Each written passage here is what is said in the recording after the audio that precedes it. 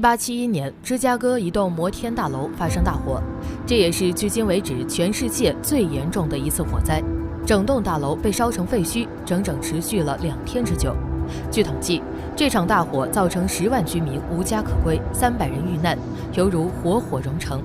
高楼火灾目前已成为城市公众安全和社会发展的主要灾害之一。如果说芝加哥那场火灾是因为灭火技术不先进，那我们再看一篇报道。去年11月14号凌晨1点左右，位于伦敦西区的一栋超高层建筑起火，火源起于第2层，而在数小时内，火势迅速蔓延到楼顶，大楼随时可能面临倒塌的危险。在这场大火中，伦敦警方共调动200多名消防员，40多辆消防车参与扑救，但消防车喷出的水柱只能到达10层左右，以上层楼均无法进行灭火。超高层灭火不仅是伦敦消防需要面临的问题，更是世界各国都要面临的难题。高楼火灾具有火势蔓延快、疏散困难和扑救难度大的特点。此外，由于高楼结构复杂、人员密集，一旦失火难以控制和逃离。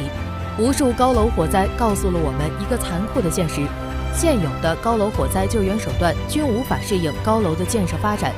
当火灾来临时，消防员只能从外部开始施救。然而，常常因为消防车力臂不够长、消防水枪难以到达或供水不足等原因，导致火势无法及时控制，最终造成重大人员身亡与财产损失。针对超高层灭火，目前很多国家都在积极研发扑救设备与技术。芬兰曾研发了世界最高云梯车，希望可以在短时间内救出更多被困人员。还有其他国家甚至动用了军用无人机与直升机。超高层内部一般会有大量竖井、楼梯间以及电梯井等，而无人机可以携带水源直接从高层进行喷射灭火。但大楼内部其实有很多可燃物，灭火水源根本无法到达。难道超高层火灾真的没有办法扑灭吗？中国航天科研人对此专门进行了多年研发，并用自己的智慧打破了传统用水灭火的定律，为人们开辟了新的效仿思路与技术。你以为导弹只能用来打仗轰炸吗？我们来看看由中国航天科工集团2院研发的这款导弹。该导弹其实是一种灭火系统，利用航天发射技术、控制技术与远程处理技术，可在几百米外精确发射灭火弹，扑灭火灾，彻底破解了超高层建筑消防的世界难题。经过改进后，该导弹被整合为一款消防火箭炮车，它可以装备24枚火箭弹，每枚弹头装有4公斤高效灭火剂，可扑灭一个客厅大小空间的火焰。火箭炮发射车装有先进的光学探测器，通过可见光、激光与红外信号锁定远处起火点。火箭弹最远可以击穿100层楼高度的窗户，并在房间内部瞬间释放灭火剂扑灭火焰，而且不会产生任何爆炸碎片，无需担心伤人伤物。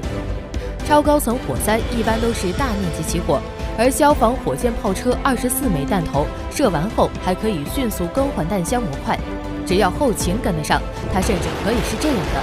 你觉得还有它灭不了的火吗？在和平年代里，中国消防兵是最危险的兵种，他们就如中国百姓的守护神，无论有大大小小的问题都可以找他们解决。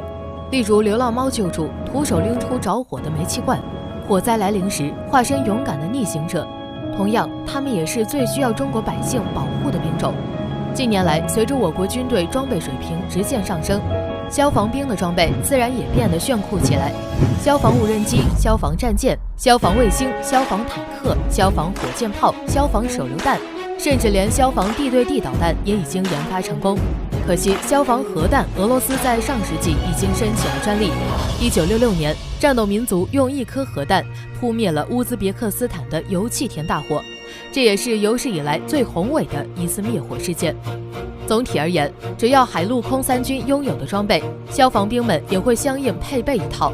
这些装备在灭火时不仅可以提升效率以及灭火效果，还能最大程度保护消防兵安全。你以为消防兵只是一个单一兵种？现代消防兵已经组建了独立的航空兵、装甲兵、炮兵。当遇到不同的灭火场景时，则会根据需要出动兵力灭火。超高层灭火虽是世界难题，但只要有中国消防兵在，就没有灭不了的火灾。